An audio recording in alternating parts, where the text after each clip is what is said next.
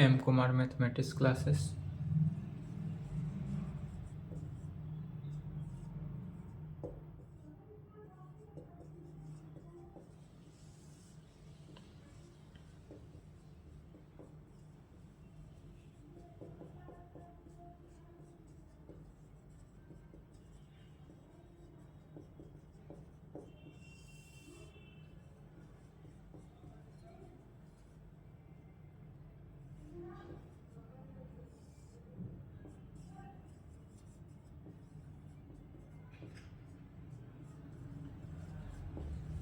Paper 6 group C linear algebra या modern algebra, इसी में चल रहा था chapter second vector subspace. यही चल रहा था vector subspace. Vector subspace में थ्योरम चल रहा था।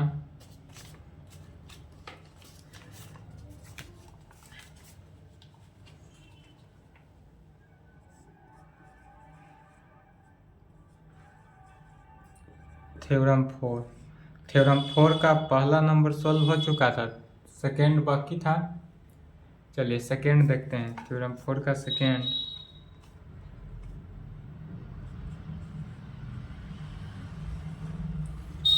इफ यदि W1 and W2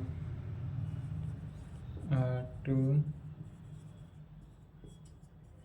subspaces of a vector space VF,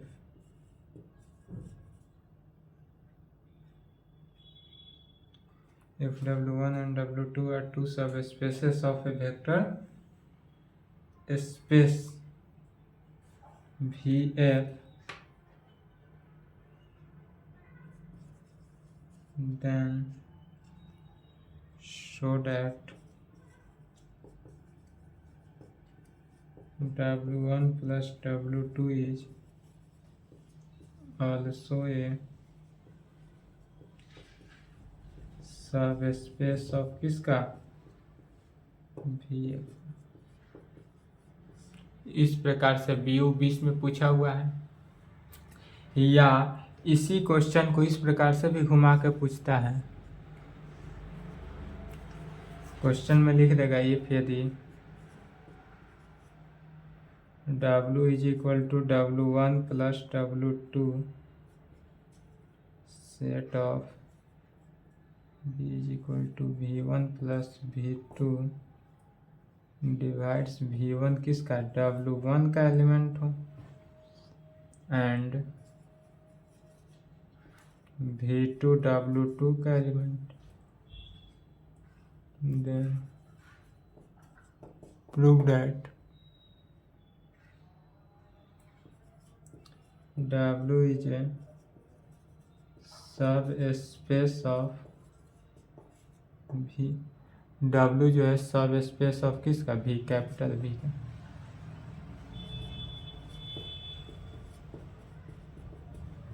दस 17 22 24 इस प्रकार से पूछे या इस प्रकार से, दोनों तरीका से कोई भी एक पूछ सकता है। तो अगर ऐसा रहे तो कैसे इसको सॉल्व करते हैं सो समझेंगे। फर्स्ट नंबर में क्या था, तो डिफाइन लीनियर सम या सम ऑफ टू सब स्पेसेस था, जो पिछला क्लास में डिफाइन हो गया था। अब यहाँ पर कह रहा है इफ यदि W1 एंड W2, यदि हमारे पास क्या है तो W1 हो और दूसरा W2 इस प्रकार से है। कैसे है तो W1 प्लस W2 सब spaces of a vector space, या जो है सब स्पेसेस तो हुआ किसका सब स्पेस, तो वेक्टर स्पेस का। तब हमको दिखाना है कि W1 प्लस W2 जो होगा यह भी ऑल्सो सब स्पेसेस ऑफ वेक्टर स्पेस, यह भी वेक्टर स्पेसेस का क्या होगा सब स्पेस होगा, यही दिखाना। तो इसके लिए भी मान लेते हैं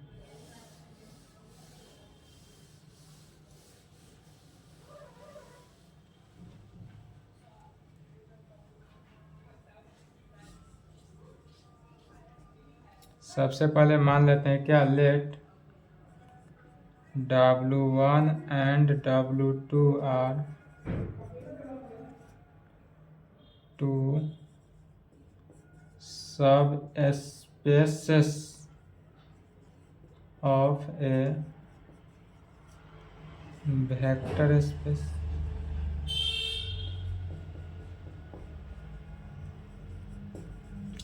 सबसे पहले क्या मान लिए, तो लेट मान लिए कि W1 and W2 are two subspaces है। W1 भी एंड W2 दोनों के दोनों क्या है, तो सब स्पेसेस है। यहाँ दिया हुआ है, क्वेश्चन से लिखा गया W1 and W2 are two subspaces of a vector space VF का।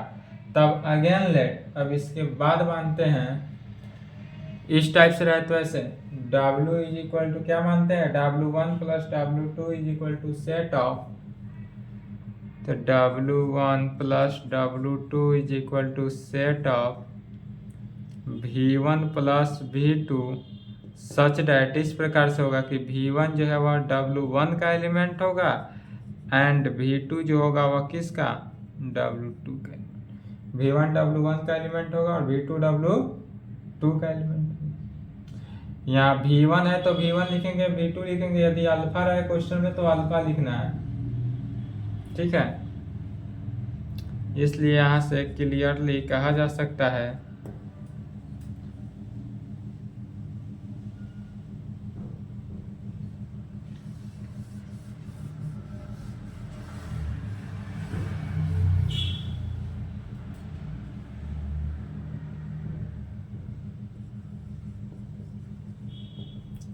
विदेयर सम कहें या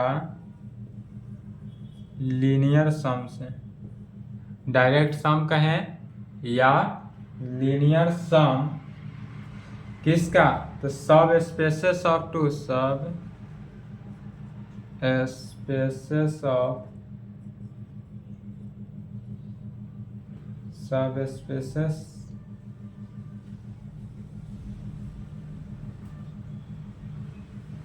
विदेयर सम या लीनियर सम, या सम में हुआ। तब अब कहेंगे we have to show that, जो दिखाना है उसको, we have to show that, दिखाना क्या है, तो W1 plus W2 is a subspace of VF। We have to show that W1 plus W2 is a subspace of, यह जो होगा VF का सब स्पेसेस होगा। तब सब स्पेसेस दिखाने के लिए वी शो डैट क्या दिखाते हैं, for all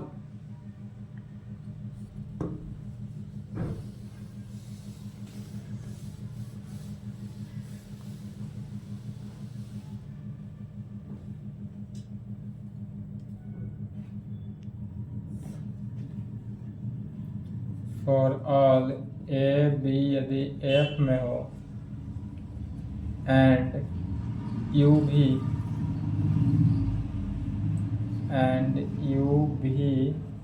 W1 plus W2 में हो, this implied by implied AU plus B भी जो होगा वह भी किस में होगा, W1 प्लस W2, यह भी किस में होगा, W1 प्लस W2 में ही होगा। इसलिए कहेंगे now for all A B यदि F में हो एंड यू भी W1 प्लस W2 में हो, तब बाय डिफिनीशन ऑफ किसका, W1 प्लस W2। तो यहाँ पर देखेंगे किसका यूज किया जा रहा है, W1 प्लस W2 का डिफिनीशन। W1 प्लस W2 का डिफिनीशन क्या कहता है, यदि हमारे पास U जो है वह W1 प्लस W2 में होगा ही, यदि U और V दोनों W1 प्लस W2 में, तो U भी W1 प्लस W2 का एलिमेंट है, W1 प्लस W2 का एलिमेंट है। दिस इम्प्लाइड U जो हुआ W1 प्लस W2 का डेफिनेशन W1 प्लस W2 है, तो इसी को लिखा जा सकता है U1 प्लस U2। यह लिखते थे W1 plus W2 is equal to W, तो W की जगह पर यहाँ पर U है तो U is equal to U1 plus U2 में वेयर जहाँ U1 जो होगा वह किसका W1 का एलिमेंट होगा एंड U2 जो होगा वह किसका W2 का एलिमेंट। U2 किसका W2 का, इसको इक्वेशन 1 मान लेंगे। एंड V यदि W1 प्लस W2 का एलिमेंट है this implied V is equal to V1 plus V2 में होगा वेयर जहाँ V1 W1 का एलिमेंट एंड V2 जो होगा किसका W2 का। V1 W1 का एलिमेंट होगा और V2 W2 का। इस प्रकार से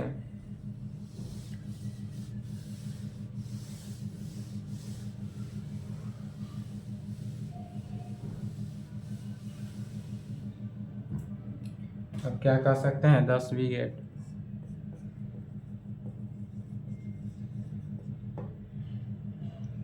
यदि U1 V1 W1 का एलिमेंट है एंड U2 V2 W2 का element and U2 V2 W2 का, यहाँ पर क्या हुआ तो U1 V1 W1 का एलिमेंट एंड U2 V2 किसका तो W2 का एलिमेंट होगा। तब बट हम क्या जानते हैं तो W1 एंड W2 आर सब spaces of VF। W1 and W2 जो है वह सब स्पेसेस है किसका VF का।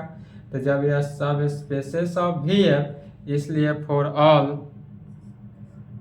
किस कंडीशन में लिए A B यदि किसका था F के लिए, यहाँ पर देखेंगे A B जो है F का एलिमेंट हो एंड U1 V1 W1 का एलिमेंट हो एंड U1 V1 W1 का एलिमेंट हो दिस इम्प्लाइड तब A U1 plus B V1 जो होगा यह भी किसका W1 का ही एलिमेंट होगा, यह भी W1 का एलिमेंट होगा। एंड फॉर ऑल यदि A B जो है F का एलिमेंट है एंड U2 V2 जो है वह W2 का एलिमेंट है this implied A U2 plus B V2 जो होगा यह भी किसका W2 का ही एलिमेंट होगा। ठीक है, इस तरह से सिंस यहाँ कहा जा सकता है A U1 plus B V1 W1 का element and A U2 plus B V2 यदि W2 का एलिमेंट हो दिस इम्प्लाइड दोनों का सम W1 प्लस W2 में होगा। तो सम के लिए क्या हो जाएगा A U1 plus B V1 plus A U2 plus B V2 भी किसका W1 प्लस W2 का एलिमेंट, या किसका हो जाएगा W1 प्लस W2 का एलिमेंट। इसी को आगे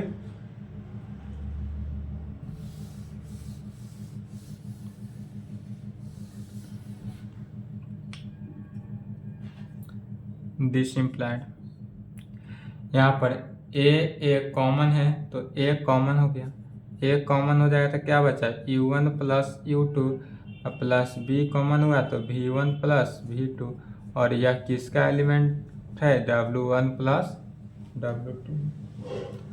फिर यहाँ पर देखेंगे इक्वेशन 1 में, तो इक्वेशन 1 में U1 प्लस U2 के जगह पर U है और इक्वेशन 2 में V1 प्लस V2 के जगह पर V है।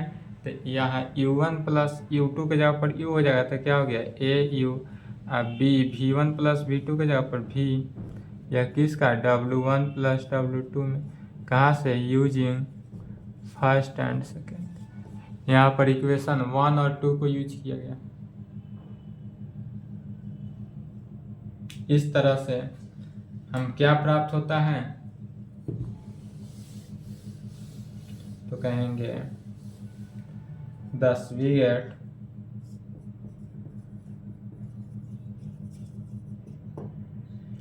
for all a b यदि f में है, a b किस में, f में, एंड u भी w1 प्लस w2 में है, इसका मीनिंग हुआ this implied au plus b भी जो होगा यह भी किस में, w1 प्लस w2 में, और यही दिखाना था विच शोज दैट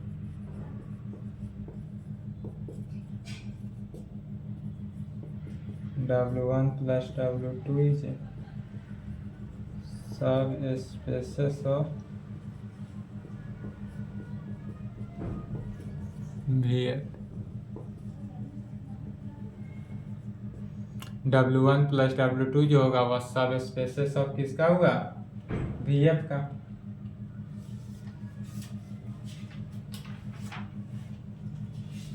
इस प्रकार से वेक्टर सब स्पेस का जितना भी प्रॉब्लम रहे सॉल्व हो जाएगा।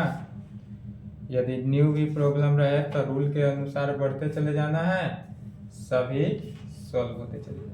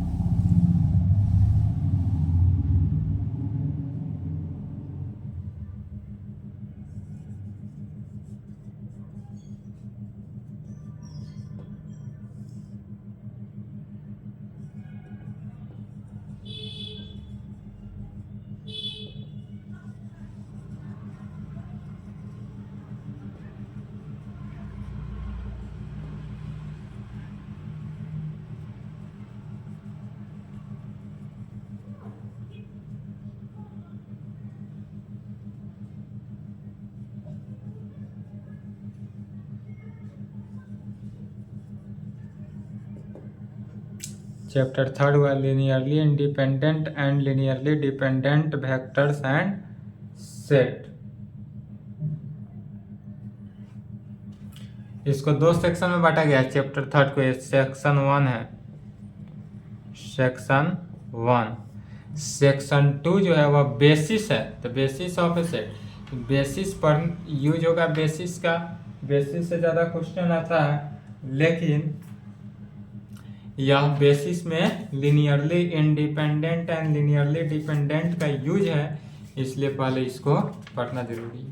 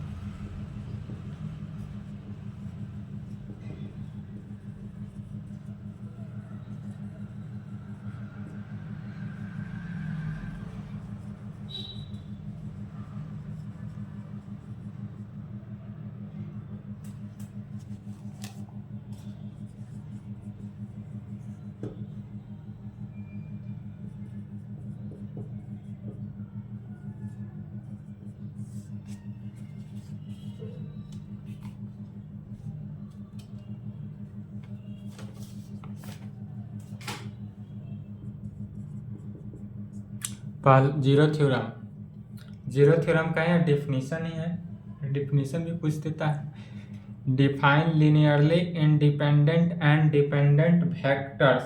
सेट भी पूछता है कभी कभी, और ज़्यादातर क्या पूछता है, वेक्टर्स पर। तो चलिए सबसे पहले देखते हैं लीनियरली इंडिपेंडेंट वेक्टर अर्थात लीनियरली डिपेंडेंट वेक्टर। अगर सेट रहे तो सेट बताएंगे और वेक्टर्स रहे तो वेक्टर बताएंगे। सेट पर अभी तक नहीं पूछा है, वेक्टर से पूछा है।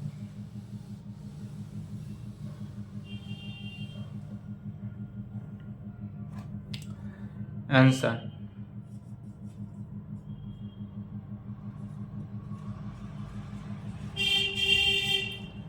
linearly independent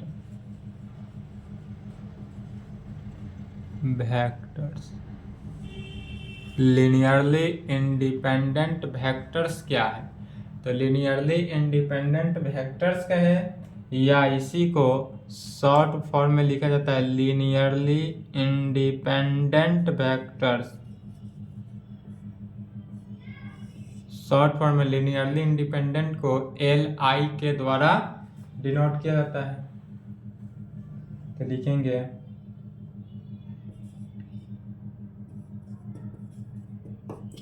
a finite number of vectors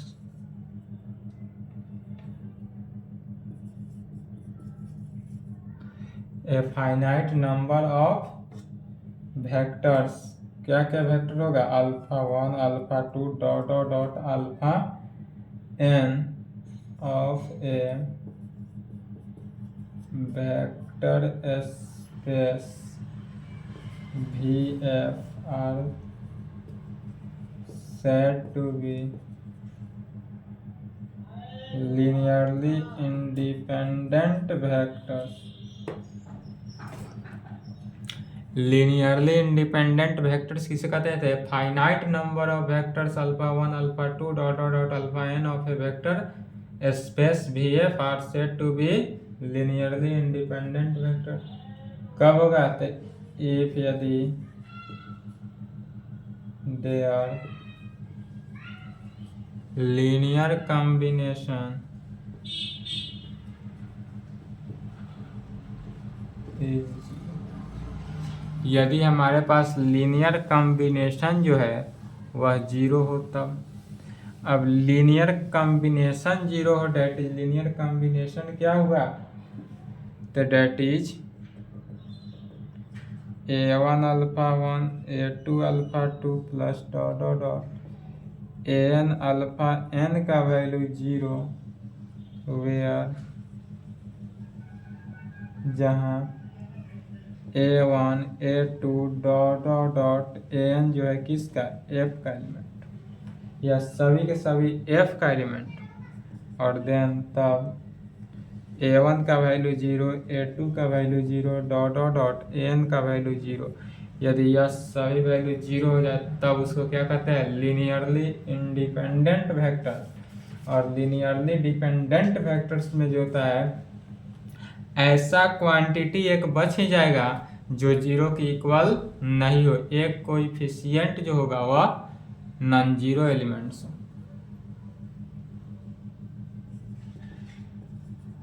linearly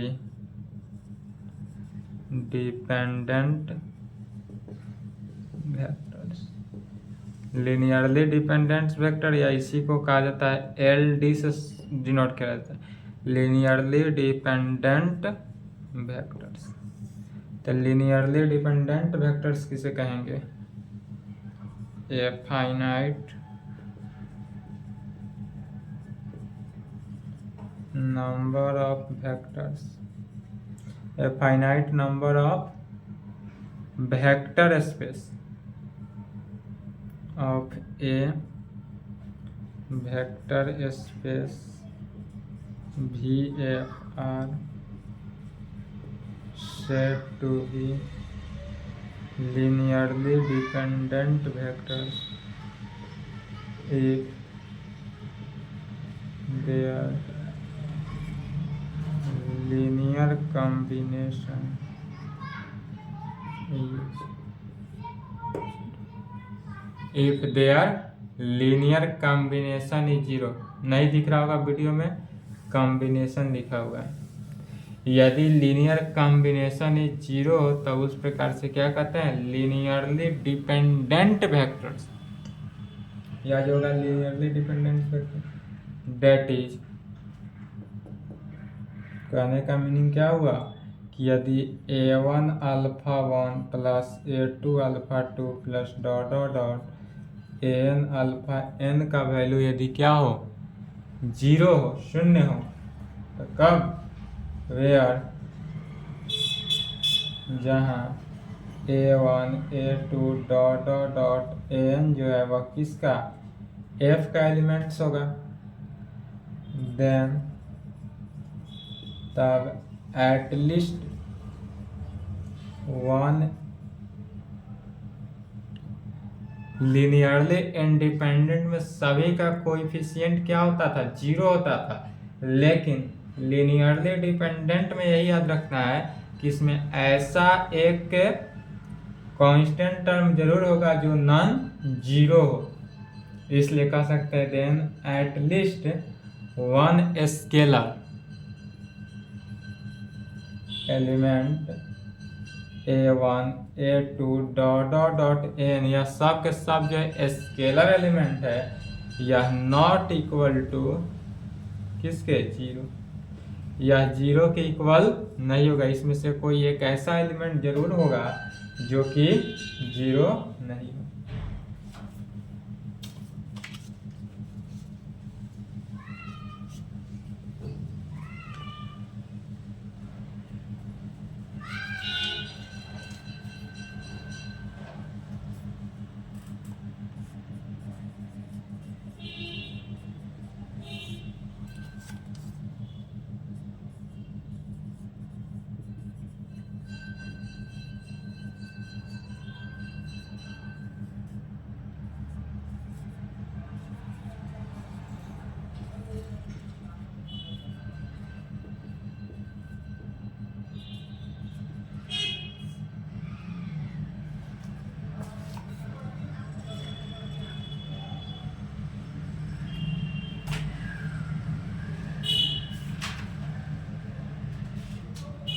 चलिए नेक्स्ट थ्योरम समझना है।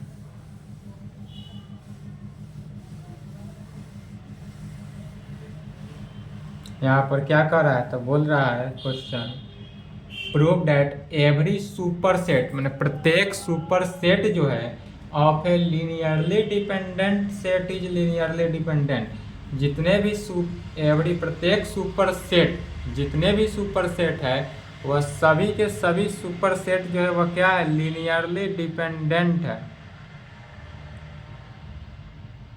लीनियरली डिपेंडेंट है, यही हमको दिखाना है। तो यह जब लीनियरली डिपेंडेंट है तो कैसे दिखाएंगे, तो सबसे पहले मान लेंगे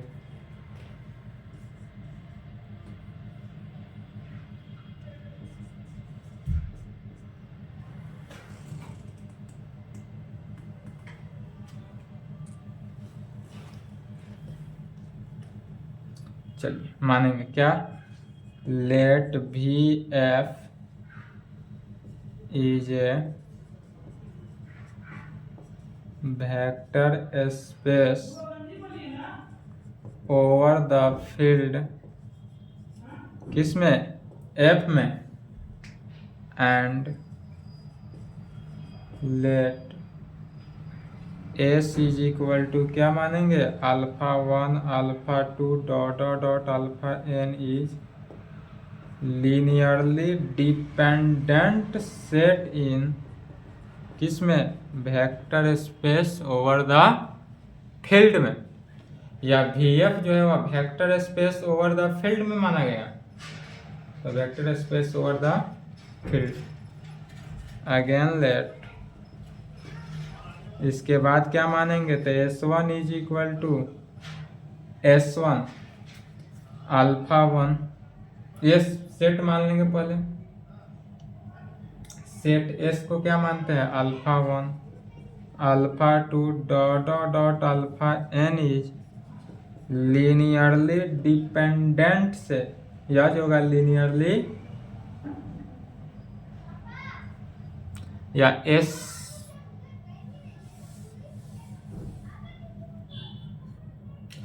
तो मान ही लिए हैं, S सेट तो माना ही गया है।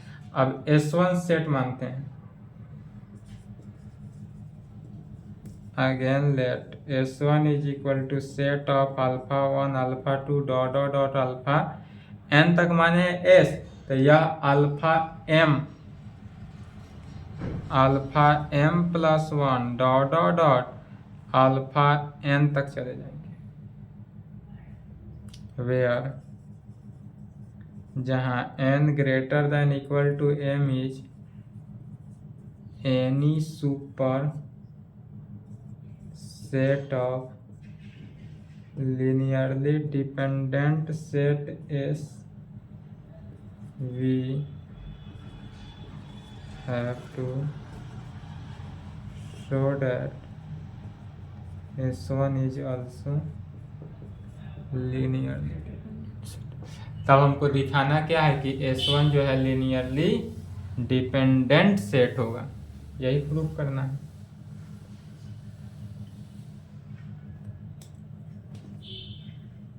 तो क्या कह सकते हैं, नाउ सिंस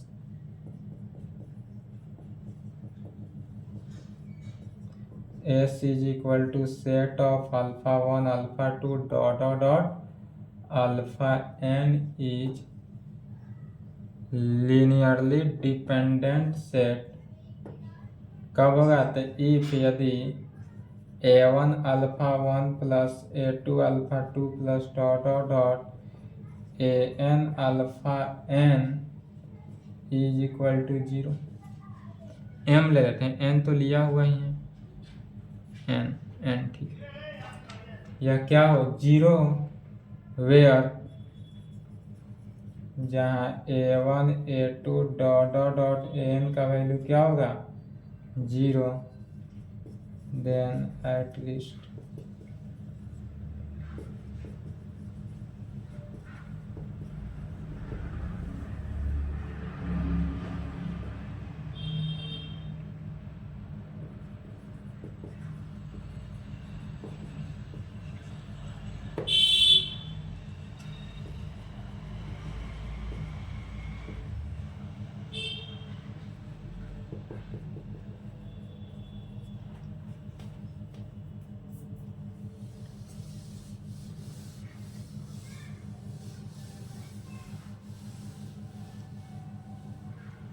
तब इस सेट को कैसे लिखा जा सकता है, which can be written as, if यदि हम इसको इस प्रकार से लिख दें a1 alpha 1 plus a2 alpha 2 plus dot dot dot an alpha n या am alpha m plus am plus 1 alpha m plus 1, इसके आगे का term 0।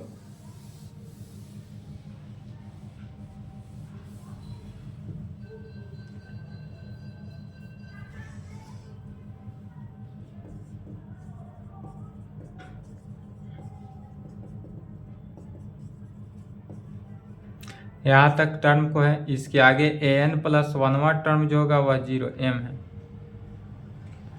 0 into alpha m plus 1 plus dot dot dot plus 0 into alpha n तक। और यह सभी का value क्या, किसके इक्वल, 0 के इक्वल। तो जब यह 0 के इक्वल होगा तब कह सकते हैं then at least one scalar, कौन कौन, a1 a2 dot dot dot am not equal to 0। यह 0 के इक्वल नहीं है, इसलिए which shows that S1 is equal to alpha 1 alpha 2 dot dot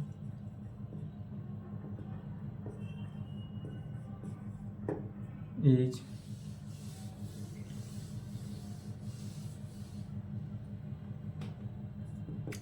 linearly dependent set होगा। जब यह लीनियरली डिपेंडेंट सेट है, इसलिए hence in a vector space every superset of a linearly dependent set is linearly dependent। और यही proof करना था, हो गया।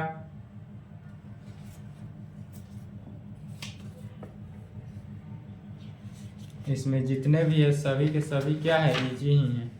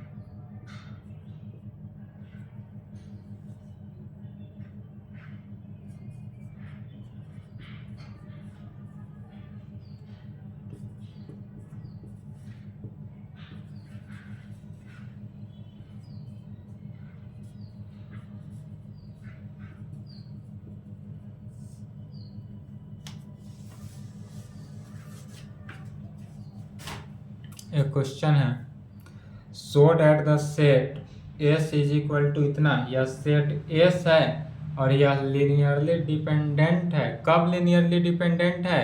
तो जब S जो है वह super set of subset of किसका, V3R का, या जब V3R का सबसेट है तब यह लीनियरली डिपेंडेंट है, यही दिखाना है। तो सबसे पहले जो दिया हुआ है उसको लेकर चलेंगे। दिया हुआ क्या है?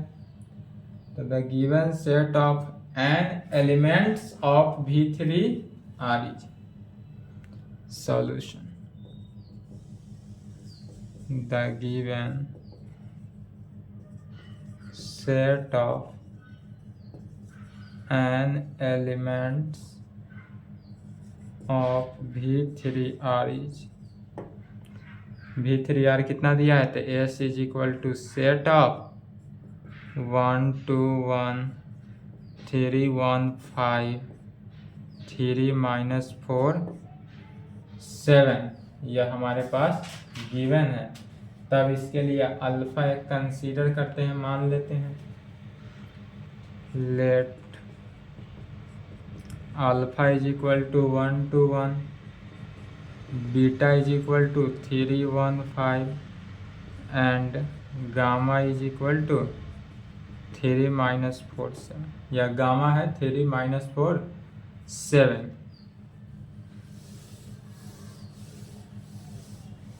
यह 21 में पूछा हुआ क्वेश्चन है, 23 में नहीं पूछा है, 24 में आने की चांसेस है। तब क्या कहेंगे? Again let x y z are scalar. क्या हो गया? x y z जो है स्केलर होगा और इस प्रकार से होगा, सच डैट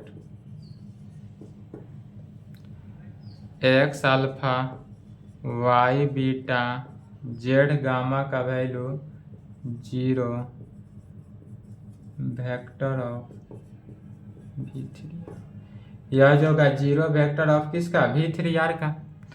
अब चलिए x अल्फा का वैल्यू रखना है। अल्फा का वैल्यू कितना है? 1 2 1 प्लस y बीटा का वैल्यू 3 1 5, गामा का value 3 -4 7 is equal to 0 vector of V3R है। तो 0 वेक्टर का मीनिंग होता है 0 0, और V2 रहता है तो 0 0 दो बार, V3R है तो 3 बार 0 0 0, यही हो जाएगा। अब इसको क्या करना है? x y z तीनों को मल्टीप्लाई करना है ऑल एलिमेंट्स के साथ। चलिए लिख लिए, लिखे तो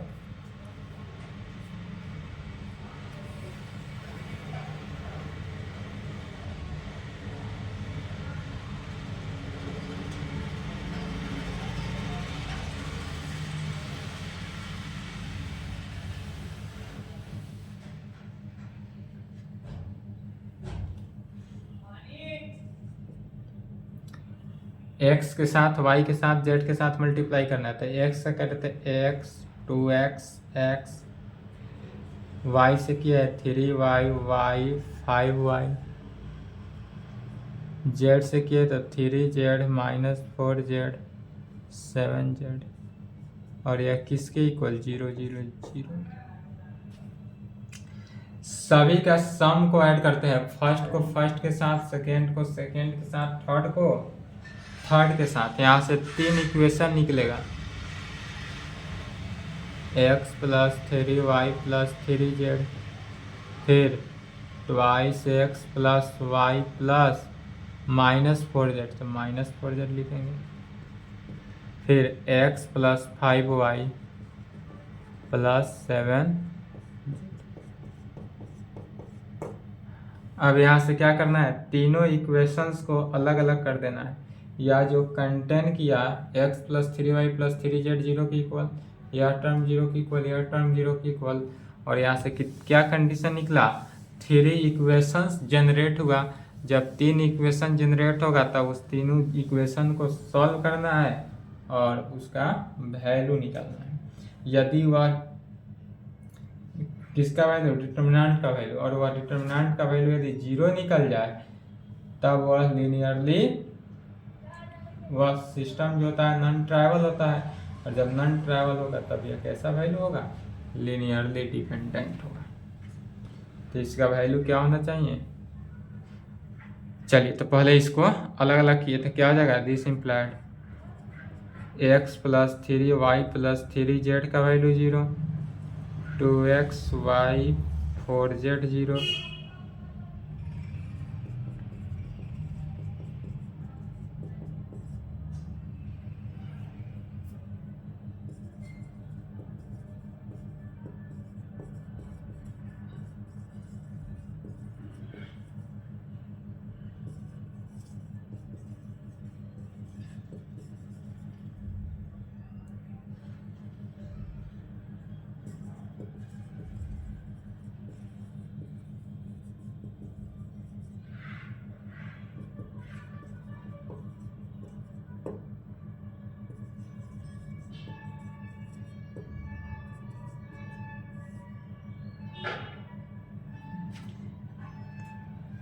अब इसमें डिटर्मिनेंट देखेंगे कैसे सॉल्व करेंगे।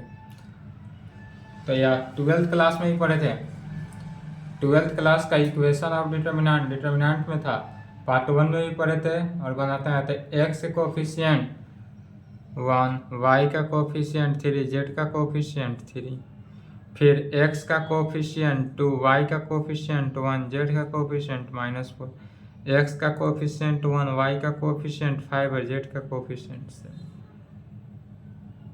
डिटर्मिनेंट, और अब इस डिटर्मिनेंट को क्या करना है, सॉल्व कर देना है।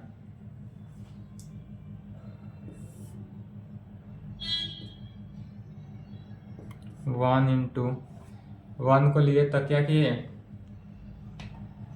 छोड़ेंगे, क्या होगा 7 माइनस माइनस प्लस 7 + 20 -3 इंटू इसके छोड़े तो 7 14 माइनस माइनस +4 अब +3 इंटू 10 - 1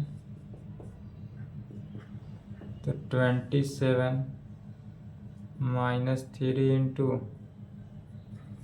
18 + 3 इंटू 9, 27 माइनस 54 9 3 27। इस डिटर्मिनेंट का वैल्यू क्या आ गया, 0 आ गया, इसलिए a above homogeneous system of linear equations has non-trivial solution। जब डिटर्मिनेंट का वैल्यू 0 आ जाए तब वह नॉन ट्राइवल सॉल्यूशन हो जाता है। यदि डिटर्मिनेंट का वैल्यू क्या आ जाए, 0, तो जब यहाँ डिटर्मिनेंट का वैल्यू चूंकि 0 आ गया, तो जब 0 आया तो यह कैसा सॉल्यूशन हुआ, नॉन ट्राइवल सॉल्यूशन। और नॉन ट्राइवल का सॉल्यूशन का मीनिंग हुआ डेट इज कम से कम एक वैल्यू जो होगा ऐसा होगा जो 0 को कंटेन नहीं करता हो, नॉन जीरो एलिमेंट्स हो, डेट इज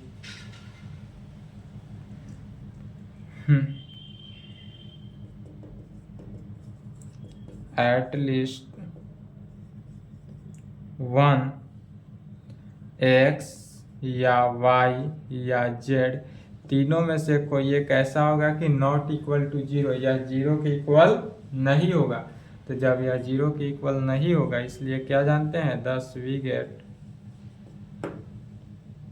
if यदि हम जानते हैं कि x alpha plus y beta plus z gamma का वैल्यू 0 हो देन तब एटलीस्ट 1 x या y या z का वैल्यू 0 नहीं हो, तब hence vectors alpha beta gamma are क्या होता है, linearly dependent, are linearly dependent होता है, and hence set S is equal to alpha beta gamma is linearly dependent, और यही प्रूव कर देता। चलिए इस प्रकार से जितने भी क्वेश्चन रहे सॉल्व हो जाएगा।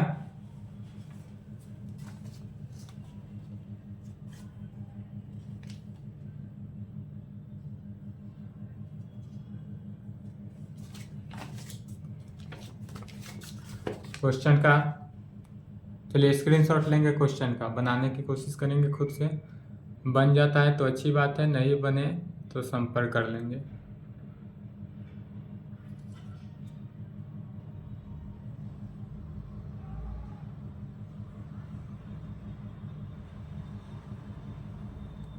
सभी क्वेश्चन का स्क्रीनशॉट ले लेंगे।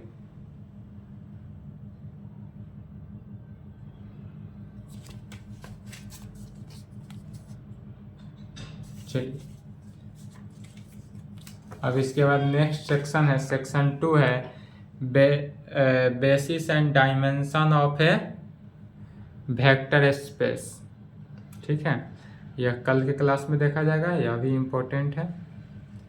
बेसिस से